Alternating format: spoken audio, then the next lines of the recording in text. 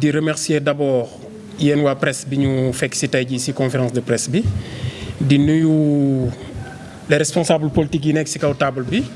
di nuyu aussi ñi nekk ci ginnaaw muy les femmes et tous les participants à cette conférence de presse. Donc man sama exposé bala ma koy commencer damay remercier d'abord la diaspora lougatoise en commençant d'abord par ñi nga xam ne nii vraiment ñi ngi ci coordination départementale bi depuis 2018 ñu jàppale coordination départementale bi ci élection 2019 yi élection 2022 yi ba ci élection 2024 yi donc di remercier diaspora lougatoise bi yépp. Donc sama intervention dama ko bëggoon axer ci les objectifs yi nag bëri na dama koy tënk rek bi ci njëkk d'abord mooy mobiliser la diaspora comme force économique parce que comme ni ngeen ko xamee diaspora bi ngi contribuer d'après les estimations chaque année c'est à peu près 2000 milliards yoo xam ne ni ñi ngi koy def transfert au niveau du Sénégal mais de manière dispersée. Maintenant nag loolu nag ñun dans le département de Louga avec les communes dañ ko bëggoon a organiser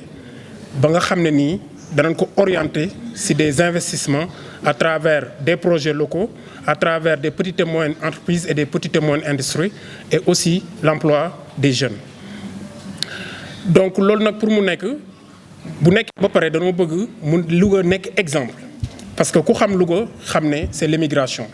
te l'immigration bi du moodu yi rek Louga dañ tàmm di wax ne moodu yi mais Louga am na ñu nekk bitim réew ñoo xam ne ay chercheurs lañ ay scientifiques lañ ay ingénieurs lañ ñu ngi liggéey ci les grandes organisations yoo xam ne ñu ngi fii à travers le monde donc diaspora Louga yaatu na. Mais ci kaw loolu ñun parti politique lañ duñu association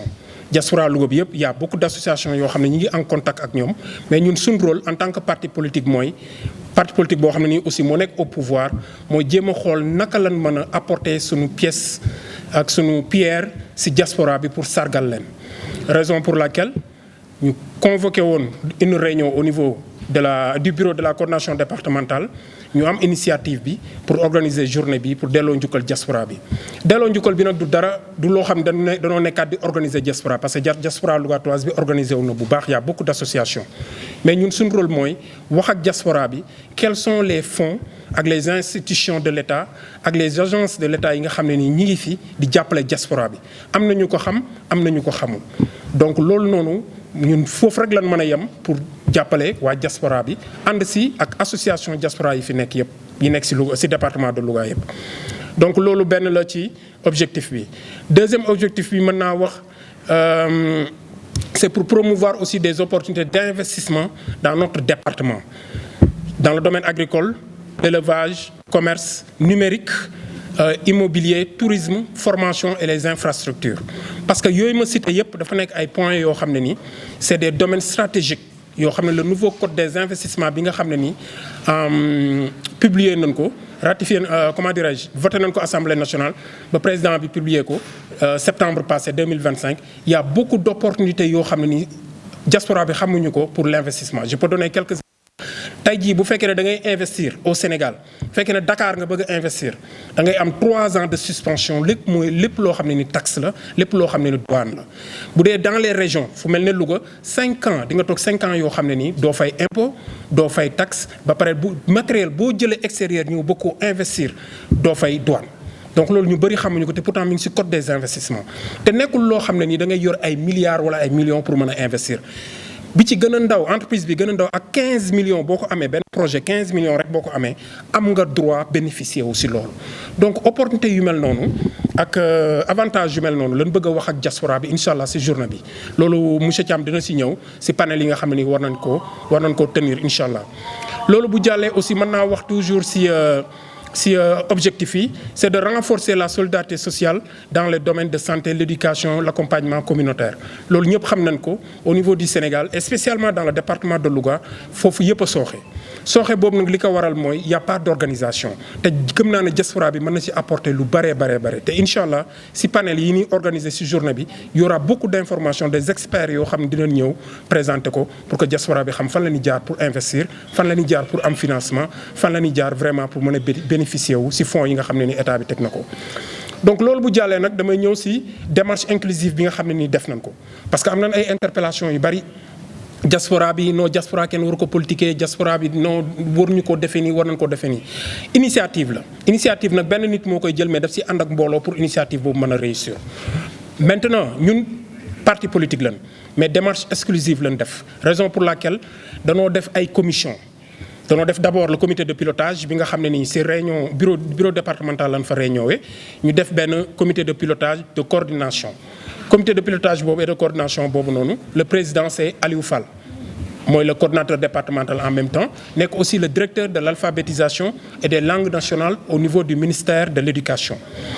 Donc man comme étant le responsable de la diaspora lougatoise au niveau du bureau de la coordination départementale je suis le vice-président.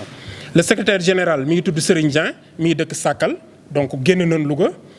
Le secrétaire général adjoint mi ngi tudd Mbaye Ba génn nañ Louga Ngën Saar la dëkk nekk section communale bu Ngën Saar. Le secrétaire général adjoint bi le trésorier mi ngi tudd Mboubalaay mi ngi fii teew na mi ngi ci ginnaaw moom il est dans la commune de Ngidila donc ba léegi génn nañ Louga ñu ngi ci département bi. Son adjoint c'est monsieur Thiam mi ngi nii toog sama wet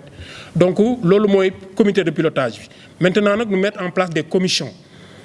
Première commission bi ñu mettre en place mooy la commission relations institutionnelles bi nga xam ne nii l'honorable député Abdoulahad Ndiaye moom moo ko dirigé ànd seeg Mariam Fall muy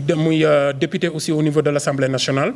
ànd seeg aussi Mama Yoro mu nekk chargé de mission à la présidence ànd seeg aussi ku ñuy wax Soxna Sadi mu nekk ci cabinet président Ousmane Sonko di ko nuyu bu baax sànq rek woon na ma donc commission boobu bu jàllee y a ce qu'on appelle la commission mobilisation de la diaspora ki ko jiite mooy Matignan mi ngi nii toog moom tamit vraiment di def liggéey bu am solo seen groupe bi réunion presque tous les 2 jours wala 3 jours ñu réunion pour wax ak diaspora bi xool quels sont les soucis quelles sont les revendications ak lépp loo xam ne ni diaspora bi ñi ngi koy jooy ñu mën ko tënk ci benn document le jour J ñu mën ko jébal ñi ngi ko war a jébal ba pare mu am suivi loolu dinaa ci ñëwaat.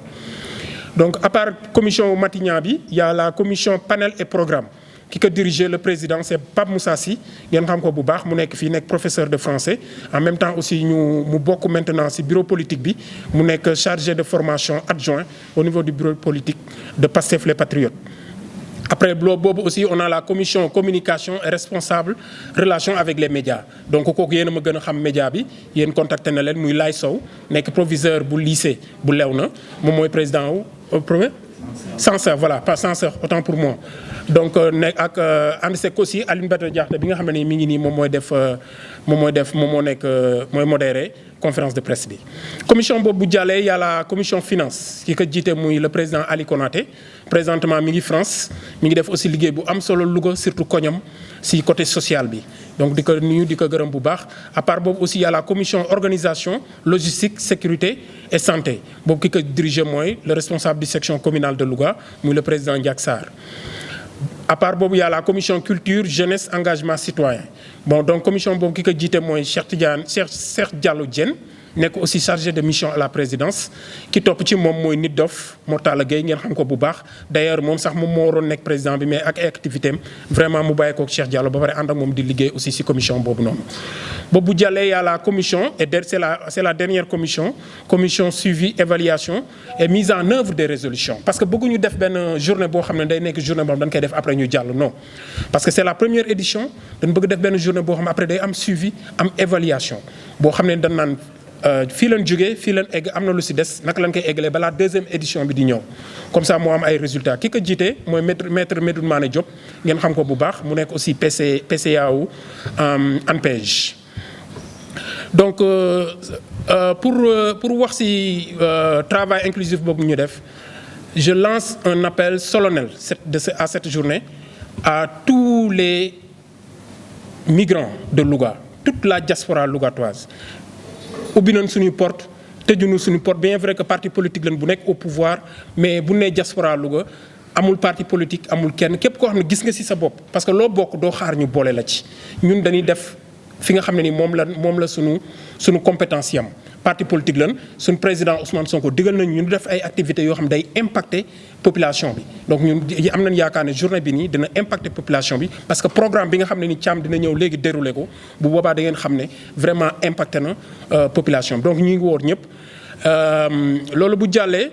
bon, je peux lire notre ambition pour cette journée. Nous voulons faire de cette rencontre un cadre permanent de dialogue et d'action concrète. Nous souhaitons que cette première grande mobilisation ouvre la voie à des projets durables et mesurables pour les 17 communes du département. Nous profitons de cette conférence de presse pour faire un appel solennel à la diaspora lougatoise, aux opérateurs économiques, aux associations, aux jeunes, aux femmes, aux autorités administratives et territoriales, ainsi qu'à toute la population, pour participer massivement à cette journée historique du 30 mai 2026. Je vous remercie.